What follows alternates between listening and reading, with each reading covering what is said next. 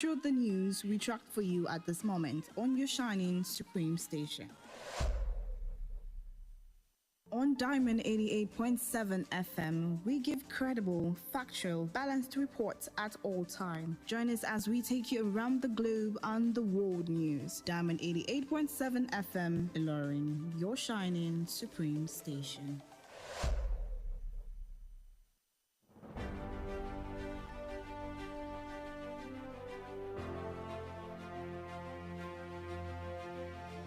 From the news desk of Diamond 88.7 FM Ilorin, this is news around the world.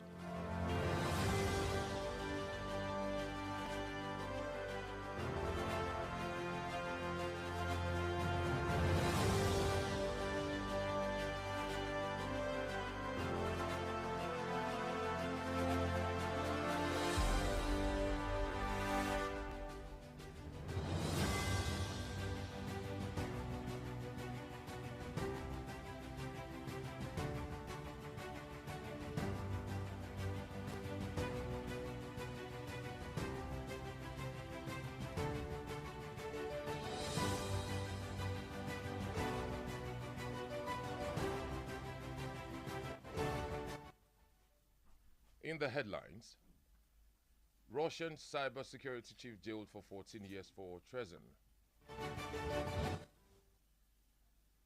Two teams qualify for round of 16 in the ongoing Women's World Cup. That's in the world of sports.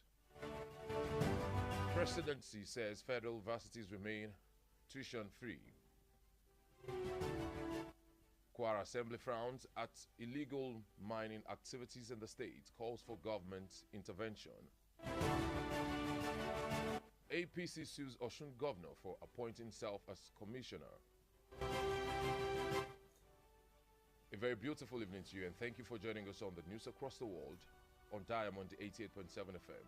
I am Babafemi Adesoye. You can get to listen to us from any part of the world via our website, that is www.diamondfm.net, or watch us live on Facebook, that is at Diamond 887 FM, and on YouTube, Diamond FM Ilorin. We bring you the details of the news right after this break.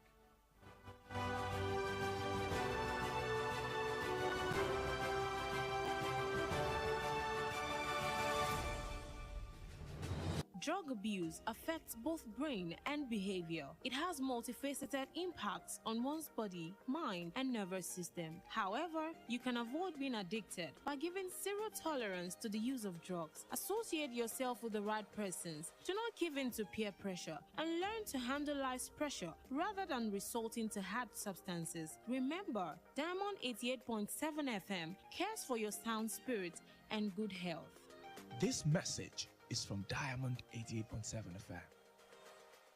On Diamond 88.7 FM, we give credible, factual, balanced reports at all time. Join us as we take you around the globe on the world news. Diamond 88.7 FM, Ilorin, your shining supreme station.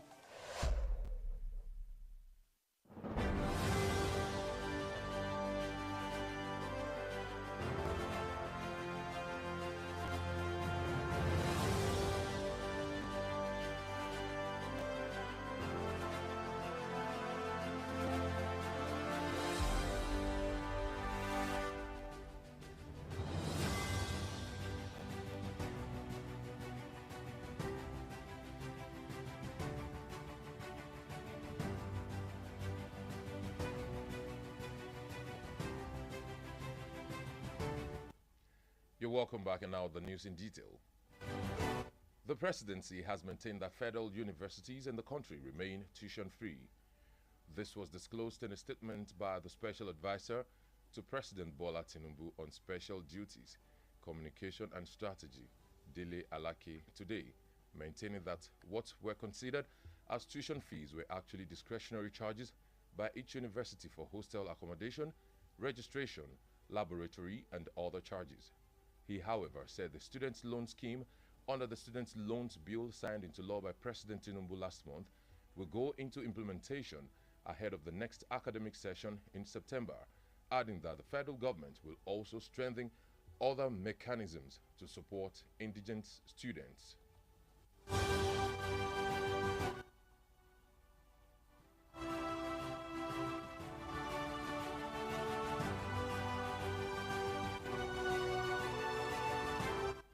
Social protection partners in the country have called attention to the socio-economic deprivations against Nigerians, expressing worry that the menace of poverty has taken a toll on livelihoods. At a two-day policy dialogue workshop on Nigeria's poverty profile and social register in Abuja, the Federal Ministry of Finance, the United Nations Children's Fund, UNICEF, Save the Children, and other partners highlighted the massive vulnerability among citizens occasioned by poverty, warning that poverty and vulnerability remain pressing challenges for citizens. Secretary to the Government of the Federation, Senator George Akume, said Nigeria's social inequalities have worsened, with access to essential resources such as food, education, and healthcare unevenly distributed. Also, at the dialogue convened to brainstorm ways to expand social protection for citizens, country representative UNICEF Christian Mundite said there was a need to expand Nigeria's social register for an inclusive social protection system.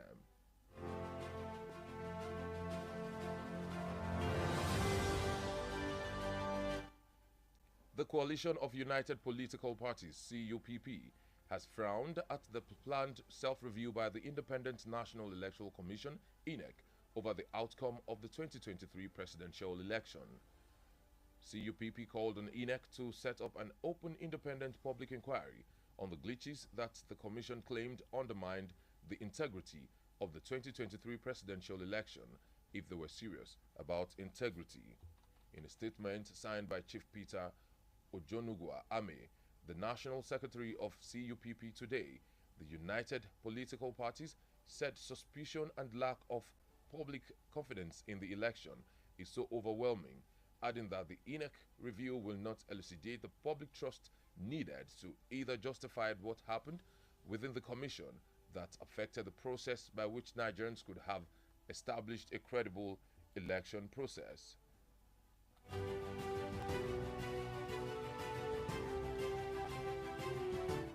Coming down to Kwara State government has been called upon to clamp down on illegal mining activities in the state. This was equal to motion on notice raised by Honorable Saidu Baba, representing Guanabe Bani Adena constituency during today's sitting. Diamond FM House of Assembly correspondent Mukhtar Ajelogbo reported that Mr. Baba expressed displeasure that the presence of mineral deposits in Baratin, Kayama, and Ifelodun local government attracted illegal alien to the places. In their various contributions, other lawmakers expressed concern that the activities of illegal miners constitute loss of revenue to the government and environmental hazards to the residents of the state. Reading the resolutions of the House, Speaker Yakubu Danladi charged the state government to collaborate with traditional rulers, community and religious leaders on advocacy for safe and secure society through prompt reportage of strange movements of mineral resources in their domains.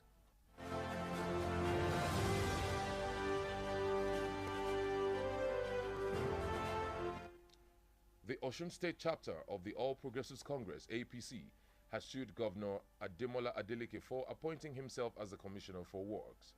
The party in the suit filed at the State High Court in Osogbo also sued the governor's deputy, Kola Adeusi, for his appointment as the Commissioner for Sports and Special Needs. Objecting to the appointment through its lawyer, Sheriff Oluyombo, the main opposition party in the state urged the court to determine whether a sitting governor can hold any other executive office.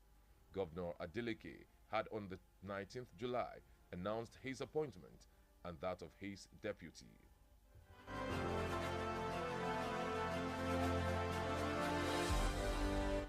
The news across the world is reaching you from Diamond 88.7 FM in Ilorin. We go on a break now, and after then, we bring you foreign stories and sport news. Please do stay with us.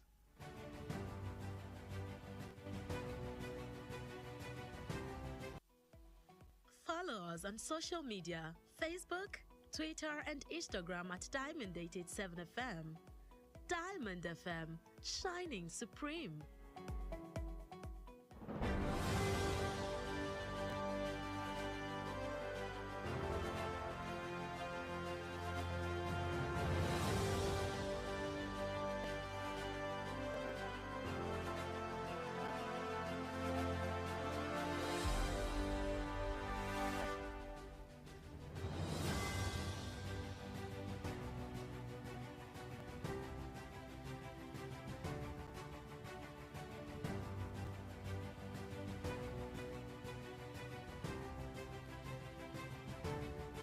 You're welcome back from the break. You're still listening to the news across the world, reaching you from the stables of Diamond 88.7 FM, Ilorin. Now we continue with the rest of the stories. Taking a look at happenings on the foreign scene, members of Niger's Presidential Guard have today sealed off the residence and offices of President Mohamed Bazoum. A source close to Bazoum who confirmed the news, described by the elite troops, adding that talks were ongoing in the matter. The reason for the guard's behavior and what was being discussed in the talks were not revealed. The landlocked West African state is one of the most unstable nations in the world, experiencing 4 coups since independence from France in 1960, as well as numerous other attempts on power. Still on the foreign scene, a Russian court has jailed for 14 years a top cybersecurity executive, Ilya Shachov, for treason. In his ruling, Justice Alexander Rybak claimed that the court found Ilya Shachov guilty under Article 275 of Russia's Criminal Code and sentenced him to 14 years in prison, with the sentence to be served in a strict regime penal colony. Prosecutors had earlier requested that Shachov be sentenced to 18 years in jail for passing some classified information to foreign spies. Diamond FM Sports News. Diving into the exciting world of sports, Spain has qualified for the knockout rounds after a 5-0 against Zambia in their second Group C fixture today in the ongoing FIFA Women's World Cup in Australia and New Zealand. It also assured Japan's qualification to the round of 16 after they beat Costa Rica 2-0 earlier today. Both Spain and Japan have 6 points and will face each other for the top spot in the group on Monday.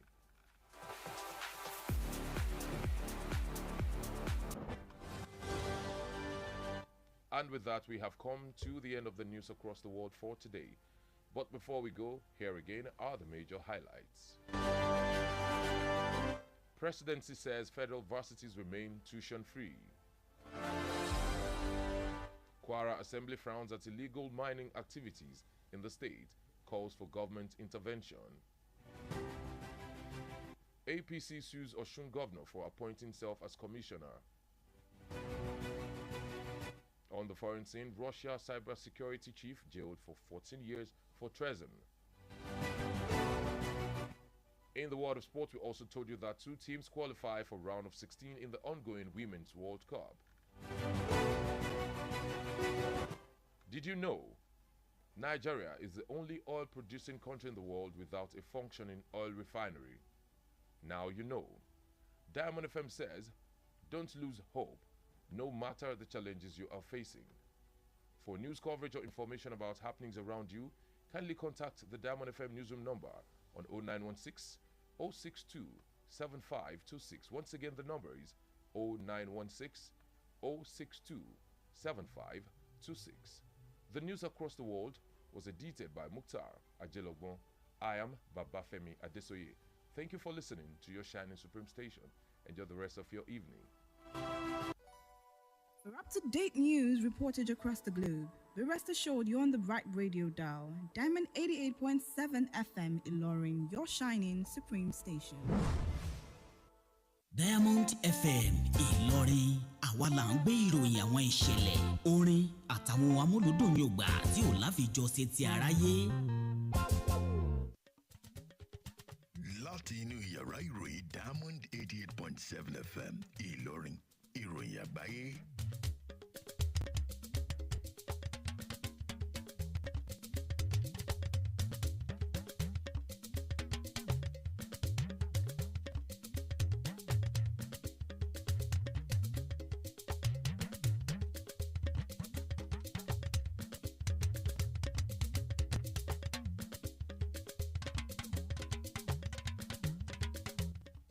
Ẹ̀kúrọ̀lẹ́ ìròyìn jákèjádò àgbáyé ló ń dé sí etí ìgbọ̀nyìn láti lè ṣe Diamond 88.7 FM Ìlọrin.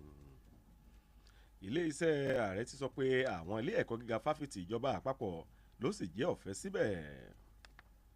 Ilé asòfin ìpínlẹ̀ Kwara ni wọ́n kóró ojú sí wíwá kùsà lọ́nà ìbófinmu nípínlẹ̀ yìí, wọ́n ké sí ìjọba láti dá sọ̀rọ̀ náà. ẹgbẹ́ òṣèlú APC ni wọ́n ti wọ́ gómìnà ìpínlẹ̀ Ọ̀ṣun lọ sílé ẹjọ́ fún yíyan ara rẹ̀ gẹ́gẹ́ bí kọmíṣánná. Nílẹ̀ òkèrè olórí àwọn tó ń dáàbòbò ẹ̀rọ ayélujára ní Russia ló ti rẹ́wọ̀n ọdún 14 he fún sísẹ̀sílẹ̀ bàbá rẹ̀. Lẹ́ka eré ìdárayá ikọ̀ agbábọ́ọ̀lù méjì ti perégedé sípele 16 nínú ìdíje fẹ̀yẹ àgbáyé tàwọn obìnrin tó ń lọ lọ́wọ́. Ẹ ṣe fún dídarapọ̀ mọ́ wa lórí ìròyìn jákèjádò àgbáyé láti Diamond 88.7 FM Ìlọrin. Ọlarewaju Ogunniyi ló níròyìn. Ẹ lè rí wa gbọ́ lórí ìtàkùn ayélujára www.diamondfm.net tàbí kẹ́wò wá tààràtà lórí ìkànnì abánidọ́rẹ̀ẹ́ Facebook Diamond 88.7 FM àbí lórí YouTube Diamond FM Ìlọrin. A ó mú ròyìn lẹ́kùnrẹ́rẹ́ wá fún yín lẹ́yìn ìdánudúró ráńpẹ́ yìí.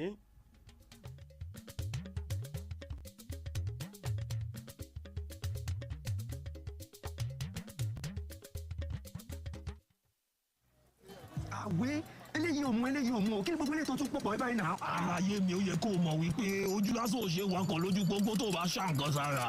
Àwé àwọn tó ń retí rẹ nílé òsùn wọn ò wò bẹ́ẹ̀ ìwọ ń sàsùn péye omi àbàwọ̀ ràkọ̀ràkọ̀ òdọ́fun tìrín dalẹ̀ rú tí mójú ẹni ràn kókókó ló fi ń ṣàlejò okùn ó dénú tán ló bá ń da gbogbo inú àtọpọlọ rú gùdùgùdù a kì í mutí rìn lójú pópó nítorí àìṣedéédé ọpọlọ a máa pín ọkàn yẹlẹyẹlẹ ọkàn tí òṣù sójú kan kì í wakọ̀ gẹ́rẹ́gẹ́ lójú pópó má wakọ̀ bó o bá mutí bó o sì mutí ṣọ́ra láti má ṣe wakọ̀ rotí ẹ̀mí aya ọmọ àtàwọn ará ilé rẹ̀ àlọ́bọ̀ lélẹ́dùà yóò máa ṣe ìrìn àjò wa o jẹ́ kí lílọ àti bíbọ̀ láyọ̀ rẹ̀ ó jẹ ọ́ lógún.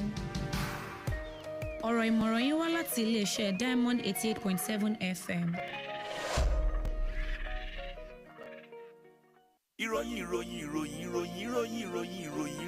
ìròyìn ẹ̀kúnrẹ́rẹ́ láti iléeṣẹ́ Diamond FM.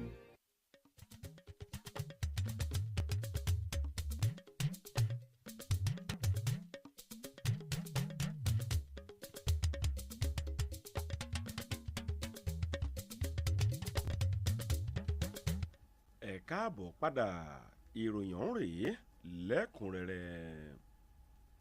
Iléeṣẹ́ ààrẹ ti ní àwọn fáfitì ìjọba àpapọ̀ tó wà lórílẹ̀‐èdè yìí ni wọ́n jẹ ọ̀fẹ́ síbẹ̀ o. Ọ̀rọ̀ yìí ló jẹ jáde nínú àpilẹ̀kọ kan látọ̀dọ̀ amúgbálẹ́gbẹ̀ẹ́ lórí ọ̀rọ̀ pàtàkì àti ìbáraẹnisọ̀rọ̀ sáré ìyẹn ọ̀gbẹ́ni Délé Aláké lónìí.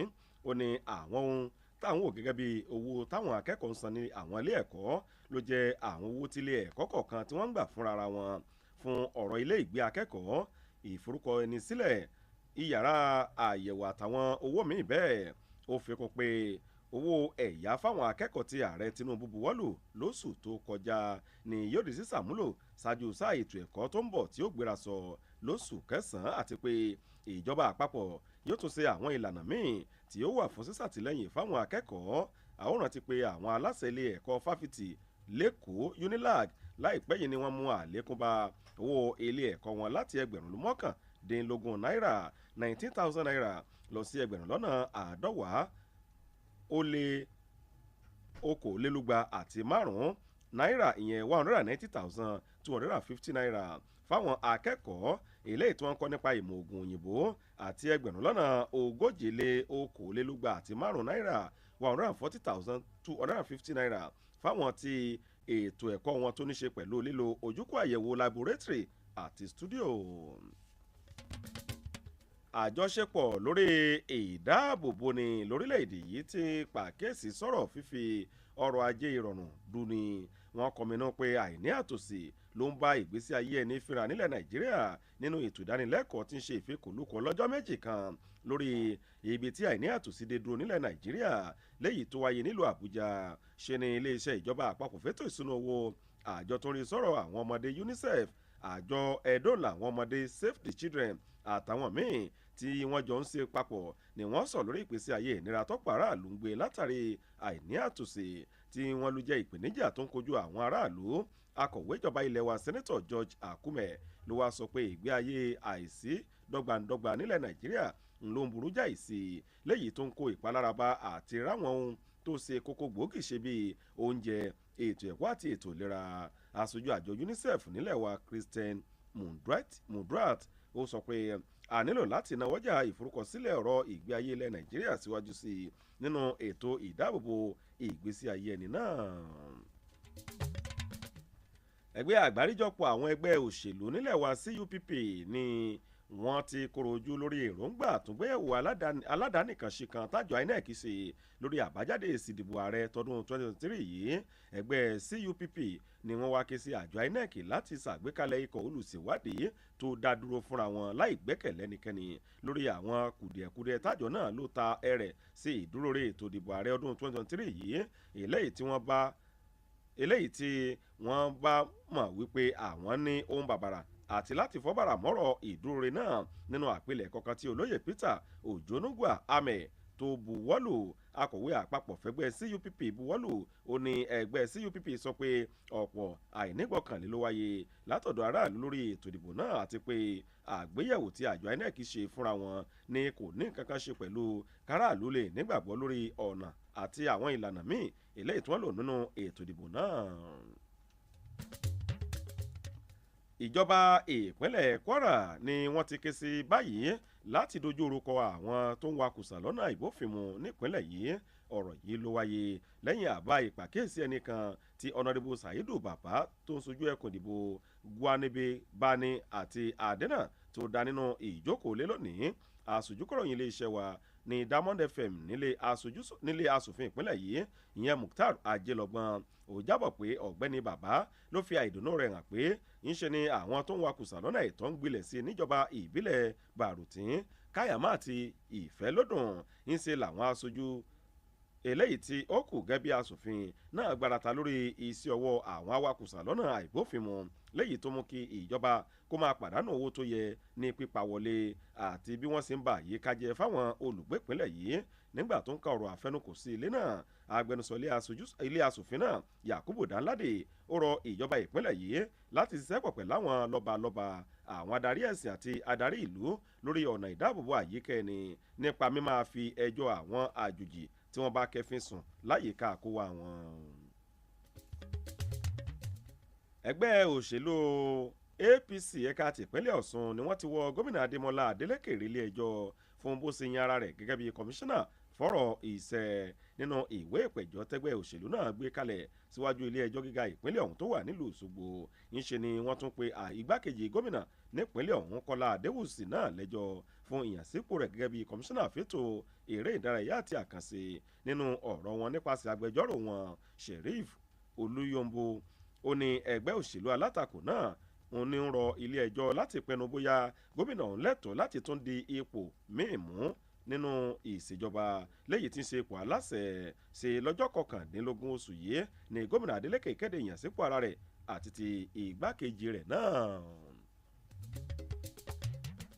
Ìròyìn jákèjádò àgbáyé lẹ́sìn tẹ́tí gbọ́ láti kànídà mọ́ọ̀dé 8.7 FM Ìlọrin. A ó lọ fún ìdánidúró ráńpẹ́ lẹ́yìn náà a ó mú ròyìn lẹ́ka tilẹ̀ òkèrè àti eré ìdárayá wa fún yín, ẹ má yí kúrò níbẹ̀.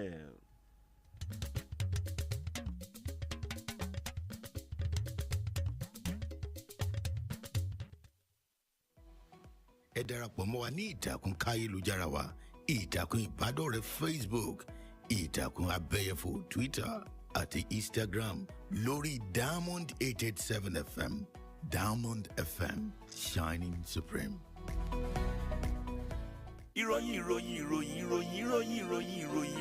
ìròyìn ẹ̀kúnrẹ́rẹ́ láti ilé iṣẹ́ Diamond FM.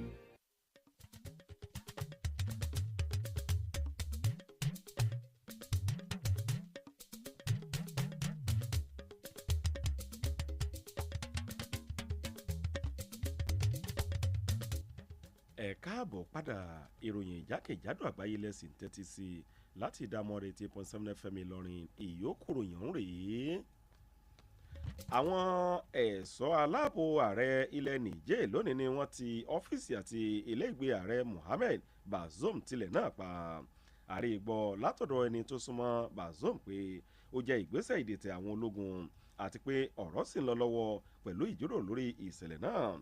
Bó tilẹ̀ jẹ́ pé wọn kò tí ì sọ ìdí tí àwọn ẹ̀ṣọ́ aláàbò náà fi gbé irúfẹ́ ìgbésẹ̀ bẹ́ẹ̀ àti irúfẹ́ ìjíròrò tí wọ́n ní wọ́n ń sọ̀rọ̀ orílẹ̀-èdè ẹkùn ìwọ̀-oòrùn ilẹ̀ adúláwọ̀ ọ̀hún ló jẹ́ ọ̀kan lára eléyìí tí kò rẹ́sẹ̀ wálẹ̀ dán-in lágbàáyé pẹ̀lú bí wọ́n ti ṣe ń fojú rí ìdìtẹ̀gbàjọba bíi ẹ̀mẹ́rin ọ̀tọ̀ọ̀tọ̀ látìgbà tí wọ́n ti gba òmìnira lábẹ́ ilẹ̀ faransé lọ́dún 1960 àtàwọn èròǹgbà àti gba ipò agbára míì bẹ́ẹ̀. ẹ̀wẹ̀ nílẹ̀ òkèrè bákan náà ilé ẹjọ́ kan nílẹ̀ Russia ti fi èèkàn ńlá kan eléyìí tó mọ àlòdé àpàdé ẹ̀rọ ayélujára nílẹ̀ ọ̀hún ìyẹn Yazankov sáàmọ́ ọdún 14 fún sísẹ̀sílẹ̀ bàbá ẹni nínú ìdájọ́ rẹ̀ onídàájọ́ Alexander Rybak ó sọ pé ilé ẹjọ́ náà ni wọ́n rí i pé Yazankov ló jẹ̀bi lábẹ́ ìwé òfin ìwà ọ̀daràn ilẹ̀ Russia tó sì rán lọ sẹ́wọ̀n ọdún 14 sí ṣáájú làwọn agbèfọ́ba ilẹ̀ náà ni wọ́n ti ń sọ pé kí wọ́n rán Yazankov lọ sẹ́wọ̀n ọdún 18 fún bó ṣe ṣàgbéjáde àwọn kókó ọ̀rọ̀ kan fún àwọn alamí látàwọn ilẹ̀ òkèrè míì. ìròyìn lẹ́ka tèrè ìdárayá ilẹ̀ Spain ni wọ́n ti perégedé fún abala kò mẹ́sì ó yọ lẹ́yìn tí wọ́n ti lu ikọ̀ Zambia lámì ayò 5-0 ní ìpele kejì ìsọ̀rí sí nínú ìdíje ife ẹ̀yẹ àgbáyé FIFA fáwọn obìnrin ní Australia àti New Zealand ńṣe ni ìdánilójú ìperégedé wà fún ilẹ̀ Japan náà ìyẹn lọ sábàlá 16 lẹ́yìn tí wọ́n ti lu ikọ̀ Costa Rica lámì ayò 2-0 lówùúrọ̀ yìí ikọ̀ tilẹ̀ Spain àti Japan ni wọ́n jìjọ lámì pọ́ìntì 6 ọ̀tọ̀ọ̀tọ̀ tí wọn yóò sì máa kojú ara wọn láti mẹni tí yóò lékè tábìlì ní ìsọ̀rí wọn ìyún lọ́jọ́ ajé. kò ní jù báyìí lọ nínú ìròyìn jákèjádò àgbáyé láti dámọ́dé 8.7 FM Ìlọrin ṣùgbọ́n ká tó máa lọ àwọn kókó inú rèrè lẹ́ẹ̀kan sí i. iléeṣẹ́ ààrẹ ti sọ pé àwọn ilé ẹ̀kọ́ gíga fáfitì ìjọba àpapọ̀ ló jẹ́ ọ̀fẹ́ síbẹ̀. ilé asòfin ìpínlẹ̀ Kwara kóró ojú sí wíwa kùsà lọ́nà àìbófinmu nípínlẹ̀ yìí wọ́n ké sí ìjọba láti dá sọ́rọ̀ náà. ẹgbẹ́ òṣèlú APC wọ gómìnà ìpínlẹ̀ Ọ̀ṣun lọ ilé ẹjọ́ fún bó ṣe yára rẹ̀ gẹ́gẹ́ bí kọmíṣánná. nílẹ̀ òkèrè olórí àwọn tó ń dáàbòbò ẹ̀rọ ayélujára ní Russia rẹ́wọ̀n ọdún 14 fún sísẹ̀sílẹ̀ bàbá ẹni. lẹ́ẹ̀ka eré ìdárayá ikọ̀ agbábọ́ọ̀lù méjì ti perégedé sí ìpele 16 nínú ìdíje ife ẹ̀yẹ àgbáyé tàwọn obìnrin eléyìí tó ń lọ lọ́wọ́. kí n tó máa lọ ìjọ jẹ́ mọ̀ pé ilẹ̀ Nàìjíríà nìkan ni orílẹ̀-èdè tó ń pèsè epo lágbàáyé tí wọn kò ní ibùdó ìfọpo eléyìí tó ń ṣiṣẹ́. ọ̀rọ̀ iyebíye Diamond FM fún tòní rèé má ṣe sọ̀rì tínú bó ti ṣe léwu àti pé bó ti ṣe lè léwu tó kó máa kojú àwọn ìpèníjà. fún ìròyìn tó bá ń ṣẹlẹ̀ lágbègbè yín ẹ kàn síra ìròyìn wa ní Diamond FM lórí ẹ̀rọ ìbánisọ̀rọ̀ yìí 0916 062 7526 lẹ́ẹ̀kan sí 0916 062 7526. Mukhtar Ajélọgbọ́n ni olóòtú ròyìn náà Ọ̀làǹrẹ̀wájú Ògúnníyì ló ròyìn ẹ ṣé ń ṣe wọn fún bẹ́ẹ̀ ṣe ń tẹ́tí gbọ́ ìkànnì yẹn eléyìí tó ta wọn yọ.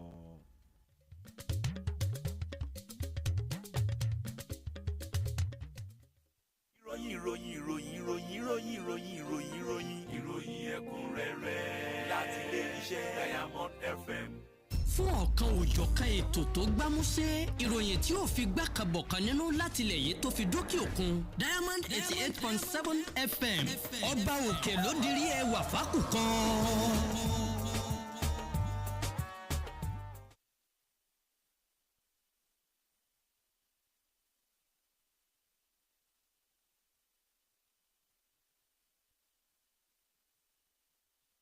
Are you looking to introduce your business to the world or maintain an existing brand image? Well, let's help you. Advertise with us at Diamond 887 FM in Ilorin. We provide a wide range of services to help showcase your business. For inquiries and advert bookings, visit our marketing office at Plot 2, New Uni Road, Irewolede, Ilorin, or call 091 2929 4332 or 081 2828 6078.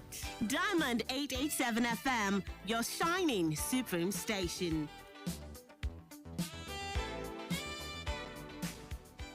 Lọ́dún tá a wáyé o, a máa ṣoríire. rẹwà lálùbáríkà tí pọ́ǹpì onílẹ̀ ìfọkànbalẹ̀ làwọn èèyàn ti ń ralẹ̀ torí pé ọ̀rẹ́ ará ìlú ni wá o. òdodo ọ̀rọ̀ ni tí pọ́ǹpì concept onílẹ̀ ìfọkànbalẹ̀ sì pinrin ọdún fún gbogbo olóríire. lọ́dún yìí ìwọ náà gbọ́dọ̀ ralẹ̀ o máa kọ́lé. ilẹ̀ ríra ní ìrọ̀rùn gbà. tẹ́ bá ti ra plọ̀tì ilẹ̀ wa kan tó wà lókè òyìn ní 500,000 naira péré. ẹ ti láǹfààní láti gba ogún símẹ́ǹtì àpò 20 bags of cement lọ́fẹ̀ẹ́. bákan náà nílé tó wà lóko olówó 150,000 naira péré ní plọ̀tì kan. bẹ́ẹ̀ lẹ́ máa gba símẹ́ǹtì àpò mẹ́wàá 10 bags of cement lọ́fẹ̀ẹ́. ilé kíkọ́ ti bẹ̀rẹ̀. lábàǹkì ilẹ̀ wa tó wà lélẹ́mẹ̀rẹ̀. ilẹ̀ tá a rẹ̀ pamọ́ fúnra wa tàbọ̀ mọ́ tá a bí torí ọjọ́ iwájú sí ń ta o. 300,000 naira ní 500 square meter. 200,000 naira ní 300 square meter. àwọn olóríire ti ń jàǹfààní yìí báyìí. ó di Friday June 30 ọdún yìí kó tó parí. ẹ tètè máa bọ̀ lọ́fíìsì tí pọ́ǹpì concept tó wà ní suite 8 legislative quarters along Yidi Road Ìlọrin. telephone 08052888552. tí pọ́ǹpì concept developer that cares. So when you're done with cold and cough, so class, using the example cited, we have a triangle with 3 sides, opposite, adjacent, and sorry, excuse me, and Auntie, you have to visit the pharmacy and take Konos. My mommy takes it when she has cold and cough and gets relief. Konos? Konos is a remedy for the relief of cold and cough in 15 minutes. I feel relief now. Konos is manufactured by Dexa Medica and distributed by Glorious Dexam and Dia Limited. If symptoms persist after 3 days, see your doctor. Konos, breathe easy.